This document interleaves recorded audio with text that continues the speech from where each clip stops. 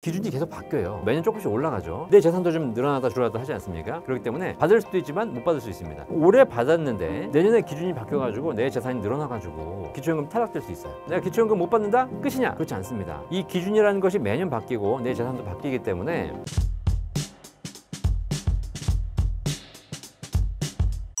통장 잔액이 일정 수준보다 많으면 기초연금을 못 받나요?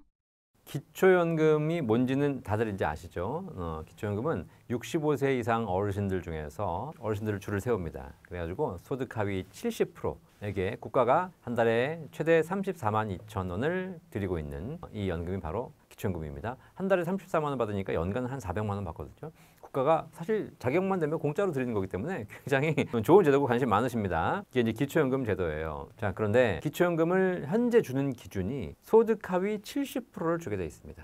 그러니까 줄을 딱 세워가지고 1, 2, 3등은 안 주고 4, 5, 6, 7, 8, 9, 10등 주는 겁니다. 실제 현재 우리나라에 기초연금 받고 계신 분들이 몇 명 정도 되는지 아십니까?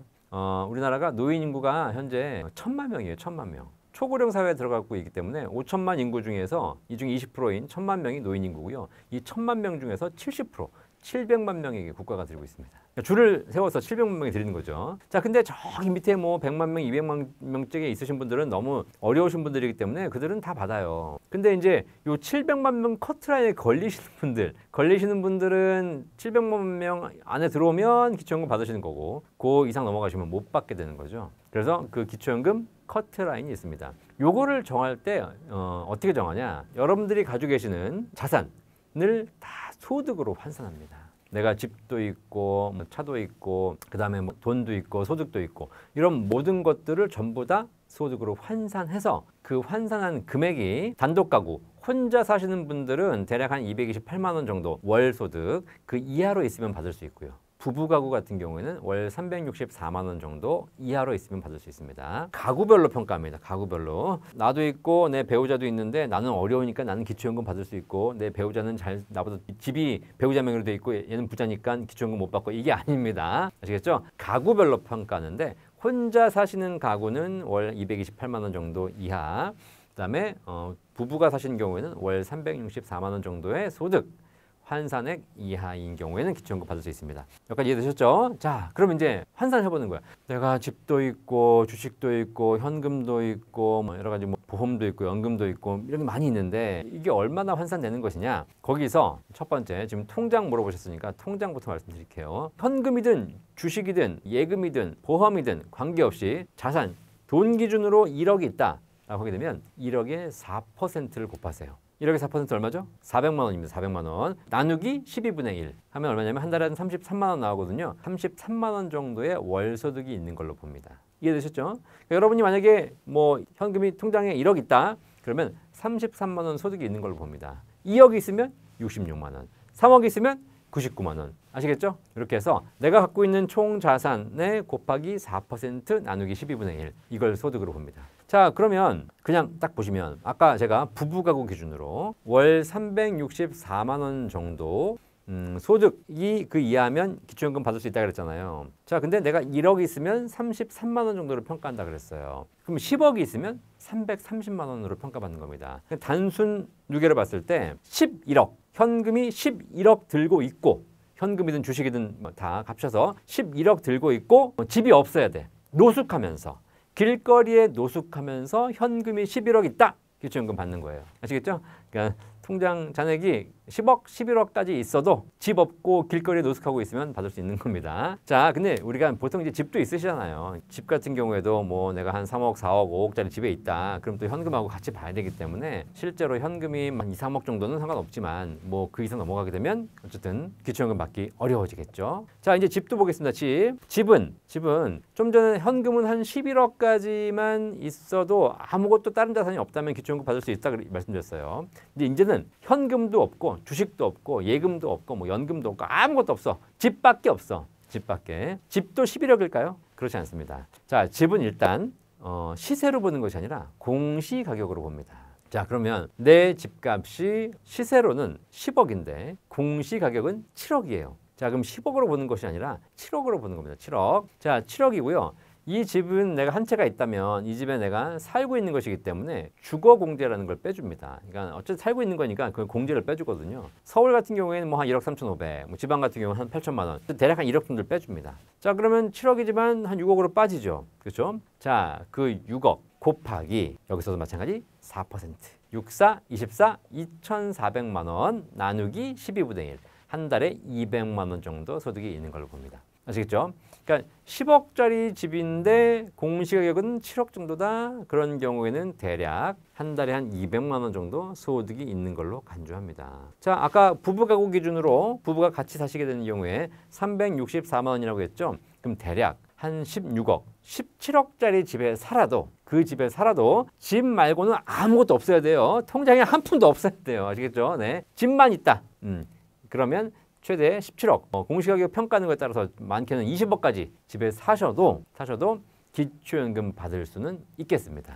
자, 이렇게 극단적인 경우로 보면 이렇게까지 가능한데요. 일반적으로는 뭐 집 시세가 보통 한 10억 넘어가시면 다른 자산 합쳤을 때 기초연금 받기 쉽지 않고요. 보통 시세 한 6, 7억, 7, 8억 정도에 현금 한 1, 2억 정도 있으시면 기초연금은 받을 수 있겠습니다. 자, 이렇게 기준이 있기 때문에 딱 정말 극단적으로 얼마 이상이면이라고 나오긴 하지만 전반적으로 봤을 때는 좀 골고루 다 적게 가지고 계신 분들에 드리는 거고, 이 기준 자체가 이제 앞으로도 계속 변할 거 아닙니까? 앞으로 기준이 기초연금 받는 기준이 점점 더 완화될 수는 없을 것 같고요. 조금 더 강화돼서 좀 어려우신 분들 집중으로 드려야 되지 않을까 이렇게 생각하고 있습니다. 기초연금을 억울하게 탈락하는 사례가 있을까요? 아, 네. 기초연금은 전 재산을 다 파악하는 거거든요. 그래서 사실 기초연금 어떻게 받으러 가냐면요. 기초연금 65세가 되시면 이제 동사무소에 가시는 거예요. 동사무소에 가시면 사인을 하셔야 돼. 사인. 무슨 사인이냐? 네 재산 전부 다 살펴볼 테니까 오케이 해줘라. 내 재산 다 공개하는 겁니다. 그죠? 그래서 그거 사인 못 하시는 분들이 계십니다. 왜냐면 내 재산 공개하기 싫어. 특히 내 재산과 배우자 재산 다 공개해야 돼요. 네, 그죠? 그러다 보니까 예를 들면 부인께서 남편 몰래 내가 그냥 따로 좀 이렇게 좀 쓰려고 따로 이렇게 뭐 한 몇천만 원 모아놨다. 이거 다 오픈되는 겁니다. 그래서 그 신청 안 하신 분들이 계시더라고. 근데 어쨌든 자, 그래서 부부간에 그걸 잘 아셔야 됩니다. 기초연금 받으러 갈 때는 다 신고를 합니다. 그걸 국가가 다 뒤져가지고 이 사람이 갖고 있는 현금, 집에 있는 현금은 알 수 없죠. 하지만 은행에 있는 예금, 적금, 주식, 그다음에 여러 가지 펀드, 그다음에 연금, 보험, 아파트, 상가, 오피스텔, 땅, 부동산 이런 거 전부 다 봅니다. 담아가지고 기준이 되신 분들은 기초연금 드리는 거고 안 되시는 분들은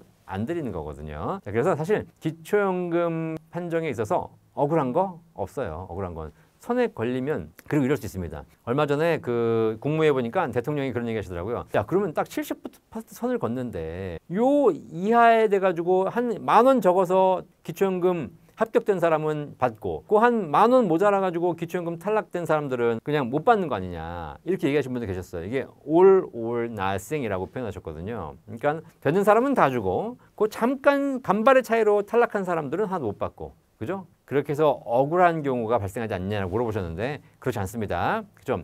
기초연금 제도에는 소득 역전 방지 제도가 있어서 이것도 억울한 걸 방지하기 위해서 그런 거예요. 예를 들면 딱 간발의 차이로 합격이 됐어요. 이분은 34만 원 받지 않습니다. 34,000원만 받습니다. 그리고 간발의 차이로 탈락하신 분들은 못 받겠죠. 합격한 사람은 34만 원 주고 탈락한 사람은 안 주고 이런 규정이 아니에요. 좀 어려우신 분들은 34만 원 다 받지만 재산이 많아지면서 기초연금 지급액이 점점 줄어요. 실제로 거의 커트라인에 걸려서 간발의 차이로 받으신 분들은 34,000원밖에 못 받아요. 10%밖에 못 받습니다. 그래서 사실 이건 억울한 케이스가 아니라 오히려 공정한 케이스죠. 자, 그래서 그런 케이스는 사실 없다라고 보시면 돼요. 자, 그런데 뭐가 좀 억울하냐? 기초연금을 받으시는 분들 중에서 국민연금도 같이 받으시는 분들이 계세요.